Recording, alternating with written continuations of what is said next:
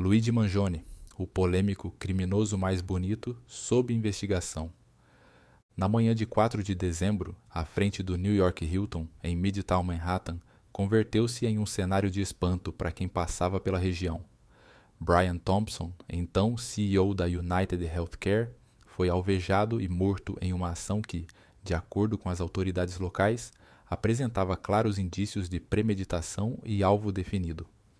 Não demorou para que as investigações do Departamento de Polícia de Nova York, NYPD, apontassem o nome de Luigi Mangione, um jovem de 26 anos, como o principal suspeito. A trajetória de Mangione, segundo relatos de pessoas que o conheciam, contrastava radicalmente com o crime. Ele vinha de uma família abastada e influente de Towson, em Maryland. Possuía formação em uma instituição da Ivy League e trabalhara como engenheiro de dados. Ainda assim, poucos dias depois do assassinato, foi capturado em Altoona, na Pensilvânia, pondo fim a uma busca que se estendera por mais de 300 quilômetros. Embora a prisão do suposto atirador tenha trazido certo alívio imediato, o caso permanece envolto em mistérios sobre a motivação e a aparente sofisticação com que o crime foi conduzido. Ao detalhar o que aconteceu naquele dia em Manhattan, testemunhas e gravações de câmeras de segurança deixaram claro que o assassino não se deteve pelas barreiras comuns que surgem em áreas movimentadas. O New York Hilton, no coração de Midtown, recebe diariamente executivos, turistas e trabalhadores, tornando-o um ponto de constante fluxo de pessoas. Por volta das 6h30 da manhã, Brian Thompson se dirigia ao hotel, possivelmente para um encontro de negócios ou um evento de investidores, quando Mangione, conforme captado pelas câmeras, o aguardava. Apesar de usar máscara, o suspeito deixou para as lentes algumas imagens que mais tarde seriam cruciais para a cura-análise forense.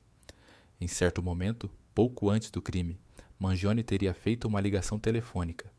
Os investigadores ainda apuram com quem ele falava e se essa pessoa detinha informações privilegiadas sobre o paradeiro exato de Thompson. Quando o executivo finalmente apareceu, o atirador aproximou-se e fez uso de uma arma incomum. Segundo o NYPD, tratava-se de uma Ghost Gun, parcialmente impressa em 3D e equipada com um supressor que também apresentava indícios de fabricação caseira. A natureza dessa arma gerou alarme imediato. As chamadas Ghost Guns, ou armas fantasmas, são peças sem número de série, em muitos casos montadas a partir de kits, adquiridos legalmente, combinados com partes manufaturadas em impressoras 3D. Esse tipo de armamento dificulta o rastreamento pelas autoridades, tornando-se cada vez mais uma preocupação para a segurança pública.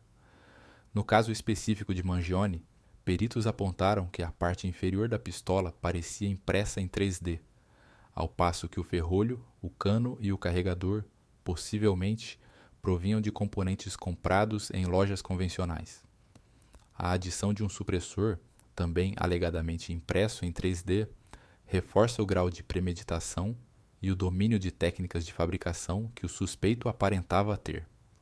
De acordo com as imagens da cena do crime, Thompson foi atingido a curta distância, enquanto um pedestre que estava por perto e o motorista de um veículo estacionado não foram sequer ameaçados. Isso sugere que o agressor tinha apenas um alvo em mente, o CEO da United Healthcare, e que pretendia evitar danos colaterais, embora, no fim das contas, nada pudesse atenuar a gravidade do homicídio. Pouco após os disparos, Mangione se afastou da região caminhando, deixando para trás cápsulas de munição que continham, de acordo com a perícia, inscrições críticas à indústria de saúde. O teor exato dessas mensagens não foi totalmente revelado à imprensa, mas fontes policiais confirmam que remetem a um livro ou manifesto bastante ácido em relação ao sistema de seguradoras norte-americano. Essa série, portanto, a primeira pista concreta sobre a possível motivação ideológica por trás do atentado. No entanto, ficou claro que ainda restava um longo caminho até se chegar ao suspeito. Mangione desapareceu nas ruas de Manhattan, despistando policiais que logo após o crime já iniciavam a varredura. Nova York possui um vasto ecossistema de câmeras públicas e privadas, porém revisar todo esse material demanda tempo. Enquanto a polícia cruzava gravações de centenas de estabelecimentos, Mangione supostamente tomou um ônibus em direção a Filadélfia, dando-se o primeiro passo de uma rota que o levaria também a Pittsburgh e, finalmente, a Altoona, na Pensilvânia. A investigação sobre Mangione ganhou contornos mais nítidos quando se descobriu que ele havia se hospedado em um albergue, hostel, na cidade de Nova York, possivelmente dias antes do homicídio. Ele se apresentava sob o nome de Mark Rosario, usava máscara na maior parte do tempo e pagava todos os gastos em dinheiro vivo. Imagens internas do albergue, aliadas a depoimentos de funcionários, indicam que ele mantinha uma postura reservada, mas em um ou outro momento precisou tirar a máscara para se alimentar, permitindo que seu rosto fosse parcialmente capturado pelas câmeras de segurança. Investigadores teriam então recolhido latas, garrafas de água e embalagens de barras de cereal no quarto em que ficara. Essas embalagens apresentavam impressões digitais compatíveis com amostras que, mais tarde, ligariam Mangione ao assassinato. Descobriu-se ainda que no momento do check-in, ele usou um documento de identidade falso, exibindo dados de uma suposta carteira de motorista de Nova Jersey, o que configura parte das acusações de falsificação que enfrenta agora. A cada novo fragmento de informação, o quadro ficava mais preocupante. A escolha de um meio de hospedagem sem burocracias digitais, hospedagem paga em dinheiro e identidade falsa, e o fato de ter chegado a Manhattan de ônibus levam a crer que Mangione tinha plena consciência das formas de driblar rastreamentos convencionais, como cartões de crédito ou voos comerciais, que exigiriam apresentação de documento verdadeiro. Apesar desses cuidados, ele parece ter cometido deslizes cruciais. Além de ter deixado rastros biométricos no quarto e de ter sido captado por câmeras sem a máscara em alguns momentos, Mangione teria também perdido, ou descartado propositalmente, um telefone celular durante a fuga do local do crime. Esse aparelho, embora estivesse bloqueado, acabou fornecendo pistas de geolocalização, servindo como mais uma peça no quebra-cabeça que as autoridades iam montando. Enquanto isso, surgia outro elemento intrigante. Mangione vinha de uma família bem-sucedida de Towson, Maryland, local onde os parentes são conhecidos por atuações filantrópicas e por manterem negócios como clubes e até mesmo uma estação de rádio. Ao investigar o histórico do suspeito, policiais descobriram que ele não estava em contato próximo com a família havia alguns meses e que sua mãe, inclusive, o registrara como desaparecido em 18 de novembro, junto ao Departamento de Polícia de São Francisco, imaginando que ele estivesse por lá. Em sua comunicação oficial, ela afirmou não ter razões para acreditar que o filho fosse perigoso, afirmando apenas que ele parou de retornar mensagens e ligações. Esse ponto despertou questionamentos. Se a mãe não via nele um risco concreto, o que motivou tamanha ruptura de comportamento, ao ponto de, poucas semanas depois, surgir como suspeito de um assassinato de alto impacto. Com a divulgação de imagens do suspeito na mídia, fontes anônimas e possíveis testemunhas começaram a repassar informações à polícia, dando conta de um homem que correspondia à descrição de Mangione em rodoviárias e terminais de ônibus. Essa cooperação pública foi fundamental para que, em poucos dias, as autoridades estreitassem o cerco e localizassem-no em Altoona, Pensilvânia. Lá, a detenção ocorreu em circunstâncias que chamaram a atenção. Mangione foi encontrado em um McDonald's, onde aparentemente se preparava para comer algo, ou estava usando o Wi-Fi por meio de um laptop. Policiais o abordaram sem que ele esboçasse fuga ou oferecesse resistência. Em sua mochila encontraram cerca de $10.000 em dinheiro vivo, múltiplos documentos falsos, a arma impressa em 3D e notas manuscritas que, ao que tudo indica, revelam detalhes sobre o planejamento do assassinato.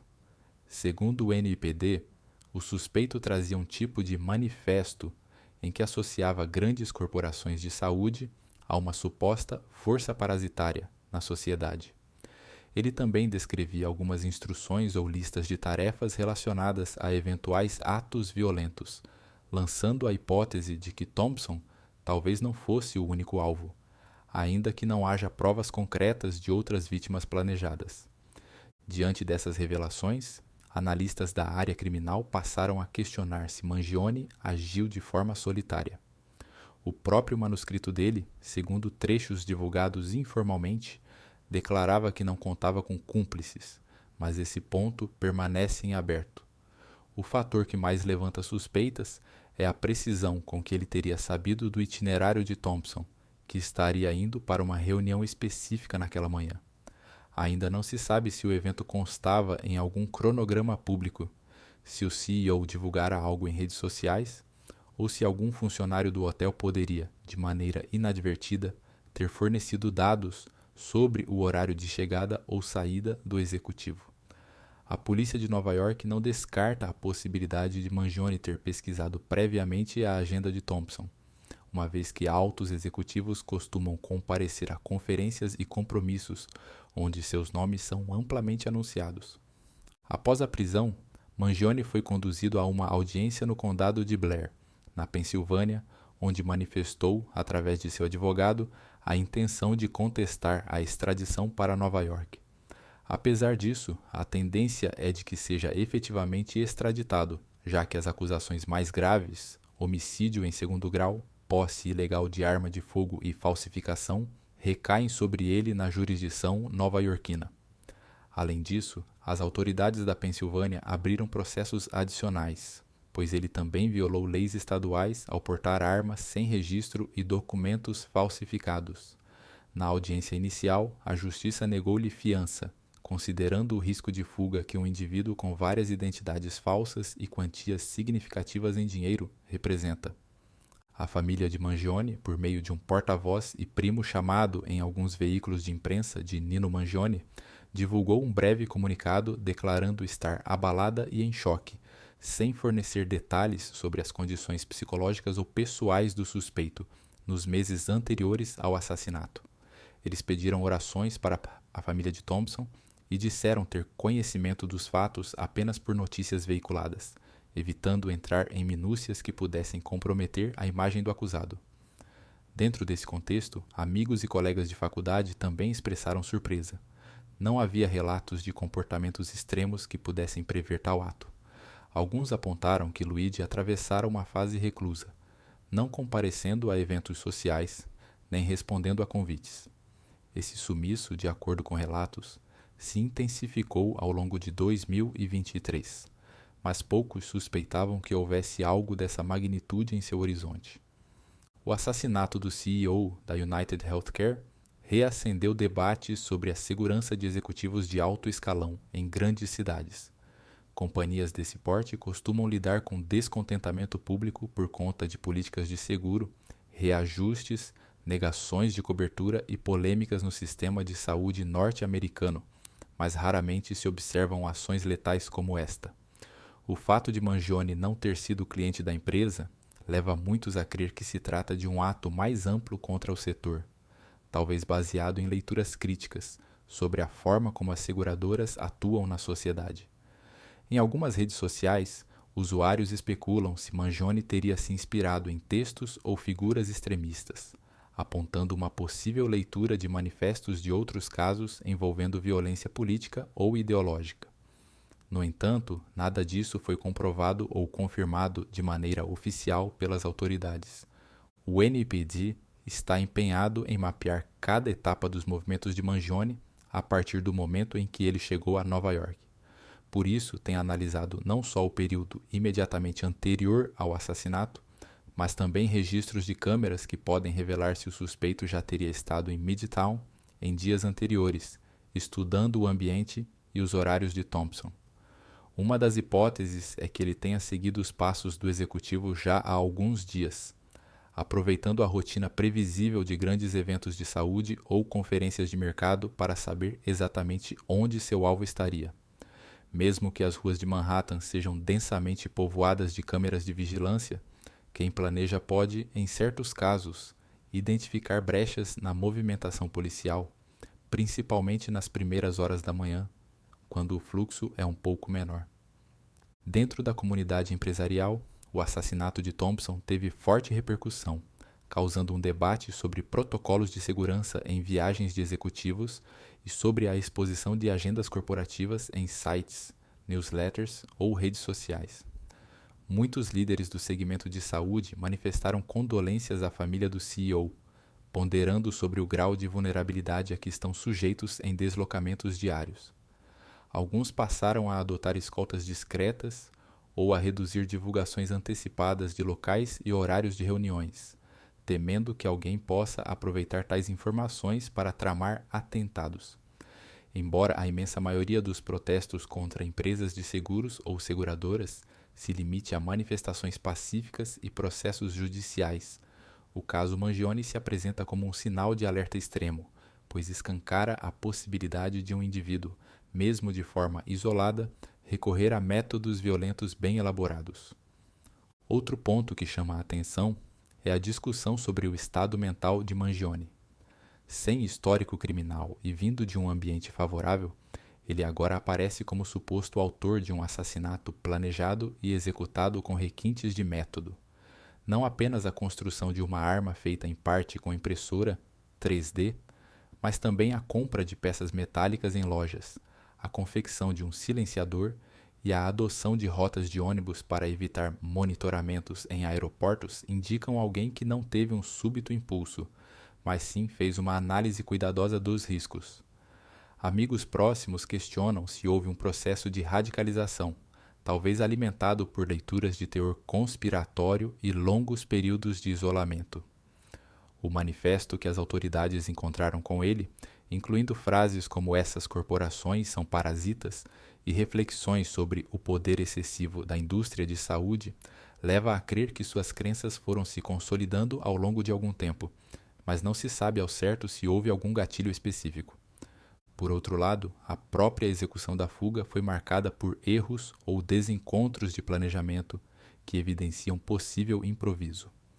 Embora tenha levado dinheiro vivo, documentos falsos e um passaporte, Mangione optou por se expor em ambientes como rodoviárias e, por fim, um McDonald's em Altoona. Algumas pessoas acreditam que ele talvez planejasse seguir mais adiante, possivelmente em direção a outra cidade ou até ao exterior, mas pode ter sentido o cerco se apertar conforme as reportagens e as fotos dele ganhavam destaque.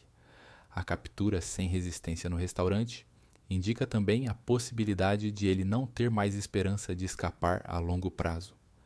Ele estava com o laptop ligado, o que se especula que pudesse estar sendo utilizado para checar notícias, ou até mesmo procurar rotas alternativas. Ao mesmo tempo, as autoridades aguardam resultados forenses e depoimentos adicionais para entender se Mangione teve algum apoio logístico. Investiga-se, por exemplo, como ele teria conseguido múltiplas formas de identificação falsas e se houve transações financeiras que não possam ser explicadas pela quantia de $10.000 que trazia consigo. A própria possibilidade de contratar serviços ilegais de confecção de documentos não está descartada, assim como a hipótese de que ele mesmo poderia ter conhecimentos avançados de design e impressão, aproveitando seu histórico como engenheiro de dados para navegar em fóruns especializados na internet. Especialistas em criminalística afirmam que as Ghost Guns se popularizaram na última década em parte graças à troca de arquivos CAD, desenhos de computador, que podem ser baixados livremente, permitindo que alguém com uma impressora 3D doméstica produza peças de armamento. Do lado do processo criminal, a acusação de homicídio em segundo grau em Nova York tende a ser a mais pesada. O sistema penal do estado permite a condenação de anos a décadas de prisão, podendo chegar até mesmo à pena perpétua, dependendo das circunstâncias e dos agravantes reconhecidos em julgamento. A acusação de posse ilegal de arma de fogo e falsificação de documentos são acessórios que também podem elevar a pena final se Mangione for declarado culpado. Os advogados de defesa, por sua vez, podem tentar argumentar questões de sanidade mental, ainda que nada até agora tenha formalizado uma tese de insanidade. De qualquer modo, a disputa judicial deve ser longa. especialmente se o réu insistir em negar a extradição ou alegar eventuais irregularidades na condução do inquérito. Olhando para o aspecto pessoal, a família de Brian Thompson lida com a perda irreparável de um pai, esposo e figura reconhecida em sua comunidade profissional. Colegas de trabalho destacam que Thompson sempre teve uma postura aberta ao diálogo, mesmo em questões polêmicas envolvendo a United Healthcare, e que jamais demonstrou temor por possíveis represálias violentas. A morte do executivo abre espaço para debates sobre como corporações desse porte precisam se responsabilizar ou não por oferecer maiores medidas de proteção a seus principais dirigentes. Ainda que atentados contra CEOs sejam extremamente raros, o impacto simbólico e midiático de um crime como esse é gigantesco. Nos bastidores, a apuração prossegue envolvendo não apenas o NPD, mas também a Polícia da Pensilvânia, o FBI, quando se considera a possibilidade de crime interestadual, e outras agências que possam auxiliar na parte técnica de desbloqueio de equipamentos apreendidos, como o laptop e o celular abandonado. Conforme cresce a cooperação interestadual em casos complexos, os investigadores pretendem reunir todas as peças para confirmar a cronologia exata dos deslocamentos de Mangione. Isso passa pela identificação de onde ele comprou as partes metálicas da arma e em que local imprimiu as peças plásticas, ou se as adquiriu já prontas de terceiros. Também se verifica se seus registros bancários podem apontar alguma compra suspeita ou cursos que possam ter contribuído para seu conhecimento em impressoras 3D. Um ponto que ainda gera grande curiosidade é a razão pela qual Mangione teria selecionado justamente Brian Thompson. Investigadores descartaram a explicação simplista de que ele tenha sido um cliente insatisfeito, pois não há registros de que tivesse plano de saúde com a empresa, e muito menos que tenha sofrido qualquer negação de cobertura. O que se coloca é uma ira mais abstrata contra o sistema, onde o CEO poderia simbolizar a cúpula de um conglomerado considerado prejudicial ou parasitário. O conteúdo parcial das anotações encontradas com Mangione sugere uma narrativa de justiçamento ou retaliação, como se ele estivesse agindo para mostrar ao mundo que essas companhias se tornaram poderosas demais. Há quem enxergue nesse discurso um paralelo com movimentos antissistema, embora a aplicação concreta da violência contra um indivíduo seja um salto gigantesco e trágico. A mãe de Mangione, em seu relato inicial às autoridades da Califórnia, deixou transparecer que não acreditava que o filho tivesse tendências suicidas ou homicidas. O contraste entre a percepção dela e a ação brutal documentada pelas câmeras no dia do crime reforça a imprevisibilidade que os especialistas associam a casos de radicalização individual. Pessoas consideradas normais ou até brilhantes, como no caso de Mangione, que ostentavam um histórico acadêmico notável, podem desenvolver visões extremistas em relativo silêncio, sem deixar pistas óbvias no convívio familiar. Alguns psicólogos criminais lembram que isso pode ocorrer especialmente se o sujeito se isola, mudando-se para grandes cidades ou locais em que consegue passar despercebido. O desaparecimento, reportado pela mãe em 18 de novembro, sugere que já havia algo desajustado na vida dele. O desenrolar dessas poucas semanas até o assassinato é, sem dúvida, o centro da atenção dos investigadores, que buscam compreender se existiu um evento pontual que funcionou como estopim para o ataque. O caso, por fim, lança um olhar perturbador sobre o uso de tecnologia de ponta para fins destrutivos. Ao mesmo tempo em que impressoras 3D são celebradas por suas aplicações médicas e industriais, elas também oferecem a possibilidade de fabricar armas letais com bastante autonomia. A dificuldade de fiscalizar esses equipamentos e arquivos digitais que circulam na internet exige respostas complexas de agências de segurança. Governos de diversos países debatem a regulamentação do compartilhamento de projetos para impressão de peças de armas, mas a eficácia dessas medidas ainda gera muitas dúvidas, já que arquivos podem ser transferidos anonimamente. Se Mangione realmente construiu o corpo da pistola seguindo instruções baixadas da internet, seu exemplo passa a ser mais um na lista de ocorrências de Ghost Guns que preocupam as autoridades americanas nos últimos anos. Enquanto isso, os trâmites legais correm. Em Nova York, advogados ligados à promotoria estadual afirmam que há um volume substancial de provas materiais contra Mangione, incluindo vídeos, impressões digitais e o próprio armamento apreendido no momento da prisão, além do suposto manifesto manuscrito. Vê-se, portanto, um conjunto de indícios difícil de ser contestado em tribunal. A principal questão no horizonte é se a defesa tentará uma alegação de insanidade, já que a certeza da autoria parece bastante sólida. Mesmo assim, os acusados têm direito a questionar cada ponto do processo, incluindo a legitimidade das apreensões e a possível existência de vícios formais na obtenção de provas. Por isso, não se pode descartar a possibilidade de o caso arrastar-se nos tribunais por meses ou anos, dependendo dos recursos apresentados. A detenção de Mangione em Altona representou um desfecho relativamente rápido para a fuga, mas não encerrou a sucessão de dúvidas sobre seus motivos, sobre possíveis pessoas que lhe deram suporte ou que conheceriam seus planos.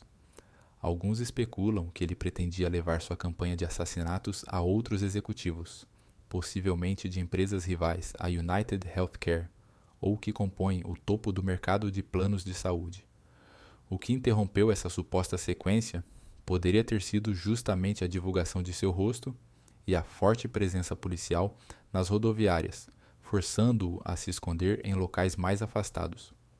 Também há a possibilidade de que Thompson fosse seu único alvo, algo que as autoridades consideram plausível, dado que não há evidências conclusivas de planos para atacar outros nomes, apenas alusões em textos que podem ser interpretados de diferentes formas. No nível humano, o impacto trágico da morte de Brian Thompson, vitimado em plena rotina de trabalho, permanece como a face mais dolorosa de toda a narrativa. Familiares e amigos lamentam a perda de um líder considerado acessível e cordial, enquanto funcionários da United Healthcare tentam entender como processar o trauma de ver o CEO assassinado.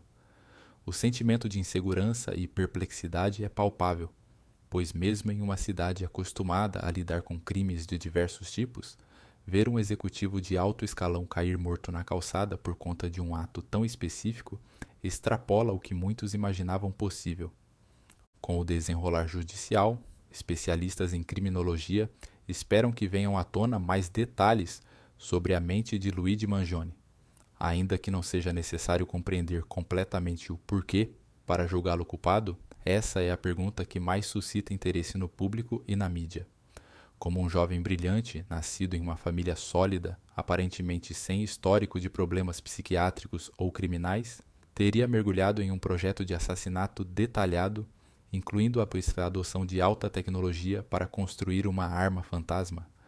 É um retrato perturbador das brechas que podem surgir numa sociedade em que a circulação de ideias radicais e de tutoriais sobre armamentos avança paralelamente às conquistas tecnológicas, sem que muitas vezes se tenha uma supervisão efetiva. No cenário político, parlamentares que defendem maior controle de armas, incluindo a regulamentação mais rígida sobre fabricação de peças e impressões 3D, citam esse caso como um alarme de que a legislação atual não basta para conter iniciativas individuais de violência. Em contraponto, grupos que defendem o direito irrestrito ao porte de armas alegam que essa é uma situação específica que não deveria limitar as liberdades dos cidadãos cumpridores da lei. Para além dessas divergências, há uma unanimidade na constatação de que crimes como o cometido contra Thompson abrem precedentes assustadores, especialmente se começarem a surgir imitadores que vejam em Mangione um exemplo a ser seguido. Hoje, enquanto Mangione permanece sob custódia e seus advogados contestam a extradição, as famílias envolvidas lidam com as consequências de um ato de violência que encerrou uma vida e destruiu sonhos de tranquilidade de todos ao redor. Brian Thompson deixa um legado interrompido na United Healthcare, que passa a administrar não apenas as tarefas do dia a dia, mas também a repercussão de uma tragédia que evidencia fragilidades na segurança de executivos, A família Mangione, por sua vez, vive a dor de ver um filho e parente acusado de homicídio em segundo grau, encarando por o fato de que o caminho brilhante que tantos esperavam dele acabou se transformando em um capítulo sombrio na história recente da cidade de Nova York. Sem que Luigi Mangione ofereça declarações claras, tudo indica que o processo penal será o fórum em que parte dessa história ganhará mais clareza. O escrutínio de provas, testemunhos e perícias ainda pode trazer à tona detalhes que hoje permanecem obscuros, seja sobre as semanas em que esteve desaparecido, seja sobre os reais motivos de sua revolta contra as seguradoras, ou sobre possíveis laços de cumplicidade não revelados. De qualquer forma, a morte de Brian Thompson e a captura de seu suposto assassino deixam uma marca indelével em Midtown Manhattan, lembrando a todos que, mesmo na cidade que nunca dorme, nada preparou a população para presenciar a execução de um líder corporativo em plena luz do dia, consumada por alguém que até então parecia apenas mais um rosto anônimo na multidão.